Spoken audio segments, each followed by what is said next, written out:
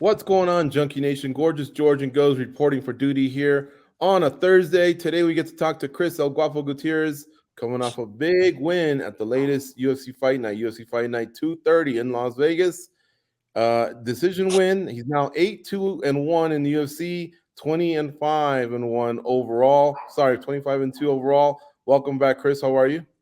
I'm good, man. Thank you for having me. It's an amazing record you've put together. And of course, the 25-2, very respectable, man. But I love that 8-2-1 in the UFC, in a stacked division. You're a quiet assassin. You're a silent assassin, my friend. Well, I appreciate that. Just trying to do the best I can while I'm here. Mm-hmm. And of course, I mean it with all respect, silent in the sense that, other bantamweights do get more publicity, but with a record like that, I feel like maybe the corner is going to be turned and maybe 2024 will present some great opportunities for you. Is that how you map out 2024? Like, this is the year where you graduate to title challenger or an obvious title contender, not just a group, not just you lumped up in a group of 10 or something. Yeah, I believe so. I take it one day at a time, one fight at a time. But with that being said, I think I did enough to be in the mix now and to be talked about. Yeah, I'm excited for what 2024 holds. Is there a fighter who approaches the game who's having success at the high level, like a champion, where you're thinking, I kind of like to do what they do? For example, John Jones, he had his run, then he stayed away for 3 years, then he came back strong. GSP kind of did the same thing. Israel Adesanya, Volkanovski, they like to stay busy. How about you, man? Like, where do you feel the most comfortable in your career, when it comes to pacing of your fights? Yeah, I mean, I realistically, I like to fight around. When I was a little bit younger, 4 or 5 times a year, I'd like to fight. But given now, the fights are a lot more harder. Everyone's at the elite level. So realistically, 2 to 3 times a year, I like to stay a little active. A little busy. But injuries have kept me on the sidelines for a little bit. And so, yeah, that's part of the game, though, unfortunately. Would you be rooting for a guy like Alexander Volkanovski, not because you don't like Islam, but just because of it's a fairy tale type thing? The guy was on the couch about a week ago, gets the call, travels, I think, 6 time zones to fight, a pretty damn good lightweight. And if he pulls it off, it'll be historic. So he's kind of rolling the dice, and it might bite him on the ass, and you'll have to hear about it. But still, like there's an excitement to it. Don't you agree? Oh, I agree 100%. The fact that he is taking this on short notice, but it's a hell of a lifetime opportunity. Like you said, maybe this will be the last run for him. Who knows? There's so many unknown factors going into this fight. Like I said before, I think we, the fans, are the winners in this. I am going for Volk, though. I just think he's a great fighter. I think he's a great person. Very down to earth, humble. Yeah, man, I'm rooting for Volk in this fight. Would you have done something like that? I mean, I'm not in that situation fighting for a belt, but I mean, I don't. Given his payday, and everything he's getting, I'm sure. Mm-hmm. Is the payday? I know you can't answer on behalf of all fighters, but I wonder this: is the payday worth the risk of this could be your last title shot? I'm not saying Volk's in that spot, but I'm saying a lot of times I feel like the UFC dangles this carrot. The fighters go. A lot of times they come up short, and I don't know. I would think that you would want to be at your best when you fight for a title, not kind of doing a favor for the company. Man, that's a hard one. That really is. That's a hard question to answer because Of course, we do this to provide for our families and to give them a better life. Right. And I mean, we take a risk every time we step in there, whether it's for a title fight or not. You're risking your health, your life, realistically, for the entertainment of others. And man, that's a good question. It's so hard to answer though. I mean, when you I don't know, man. That's hard. I mean, I would say yes. The money is an intriguing factor of it, but Hmm. at the same time, you have to be smart. No one's gonna care about your career more than you, regardless of what anyone says. So you have to kind of look at the pros and cons. But I'm sure he's got a hell of a team with him, and yeah, man, I think he's approaching it correctly. Like he said, he has nothing to lose in this fight. Islam has everything to lose. He's supposed to win this fight. He's at the training camp. He's been dialed in a lot, for many more weeks. And like I said, I don't think Volk was on the couch, but to say he was getting ready for 5 rounds would probably be a stretch. But I'm sure he was in the gym training, being active, doing his recovery for his surgery that he had. So yeah, I'm interested to see how it plays out for sure. Chris, can you maybe this past fight, not just the fight, but the camp in general, the whole product, can you maybe give us your high and your low of that whole experience? I'm sorry, say that again. You kind of broke out. Can you give us your high and low of this past experience, this past fight? With me, Yeah. highs and lows. Yeah. I suffered an injury like 4 weeks, 4 or 5 weeks before my original fight date on the 7th. I dislocated my shoulder. I tore the labrum, Jeez. and I tore the AC joint. I think 7 centimeters or 7 centimeters. And that was a low moment for me because again, we do this to provide for our family, to be able to get ahead in life. And that was definitely a low moment, just a freak accident that happened in the gym drilling. And that's what that's unfortunately, that's all it takes. We ride a fine line between training and being hurt. You know what I mean? It's that very fine line. And sometimes you cross it. And that was my low, not knowing, going to the doctor and then being like, hey, it's torn. Doesn't look good. Doctors have to err on the side of caution and all that. So, I got with my team and we talked, and I had to go through some definitely some mental battles, some mental demons, uh, because you got one people saying, hey, it's torn. You cannot throw it. You can't do shit with it.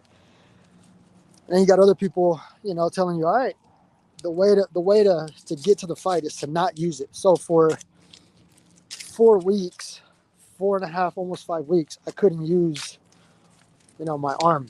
And, going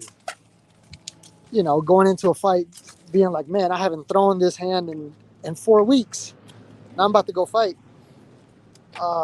And then the highs were, uh, you know, I was able to make it to the fight. I was healthy. Um, I really trusted in I really trusted in my support system that I had. Uh, I dove really, to be honest, man, I dove further into my faith. And yeah, I think that was my highest highs, was the fact that like I got closer with God, and in a way, and with myself. Man, And Chris, yeah, that highs and dude, lows. so that is incredible to have to go through that. What happens going forward with that now?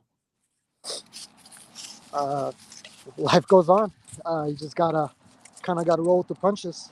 Uh, you know, I'm doing the things that I have to do necessary for like the PT, and to get back to where I was. And so No most. surgery? What's that? No surgery? No, no surgery. No surgery. Okay. Thank God. Nice. All right. And then, as far as your division goes, it's had a little shakeup at the top.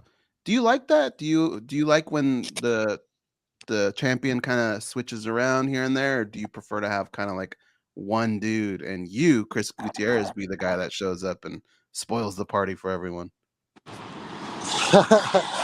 No, man, I think it's awesome the fact that the belts have switched. It just shows you that anything is possible.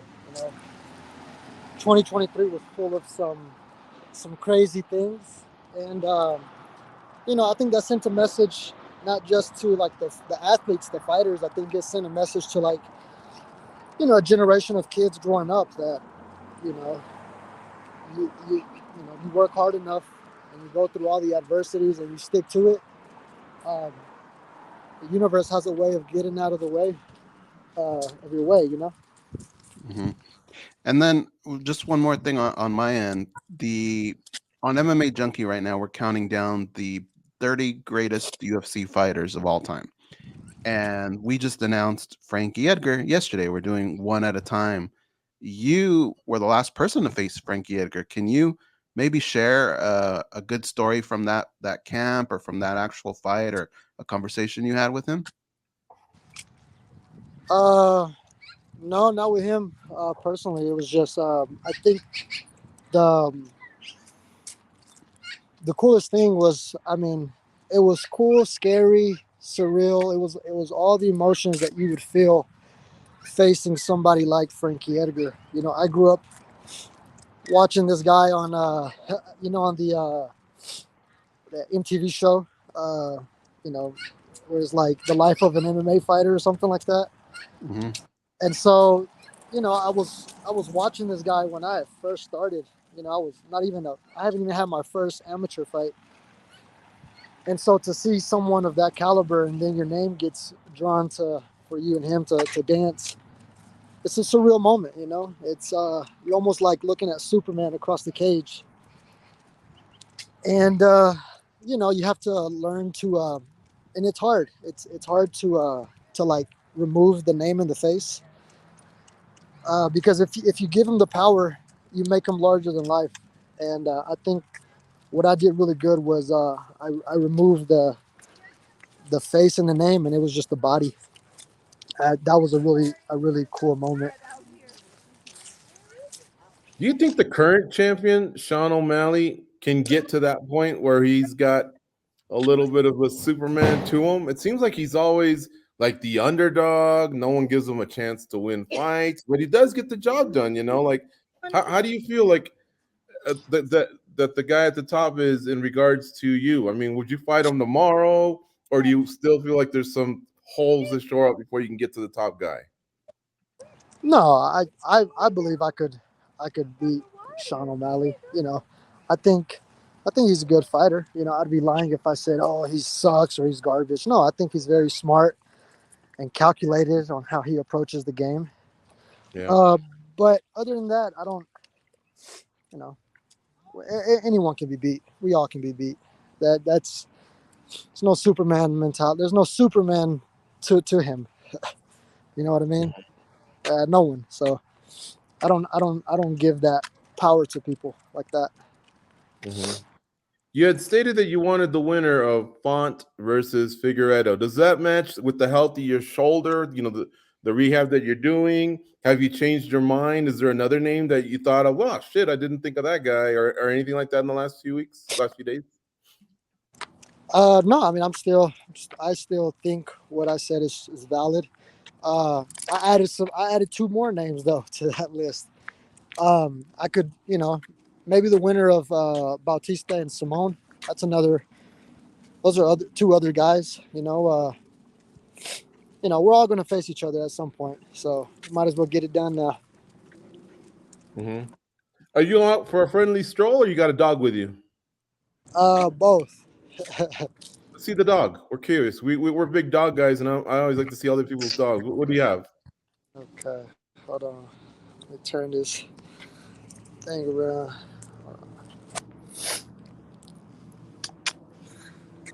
Well, Spike, come here. Hey, say hello to the camera. Oh, look at that! Wow, that's He a good-looking dog, man. Thank you. He just turned 11 yesterday. God Oh, bless him.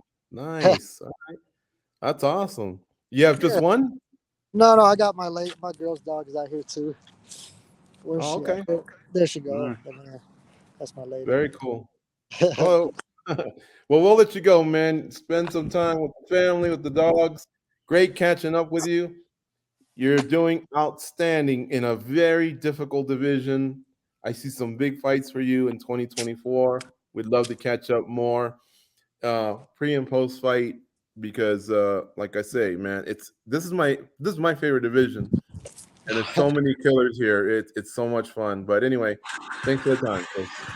Man, I appreciate you guys for the opportunity, and definitely send me the video. I want to see the teams walking out. So that I got noise I played, that was Yeah. actually it. It just popped up right now. Oh, really? So yeah, I'll yeah, send that to you. I got two good angles, and I'll send the second one to Goes, and he'll send it to you. Awesome. Well, take care and enjoy Peru, and I appreciate the time.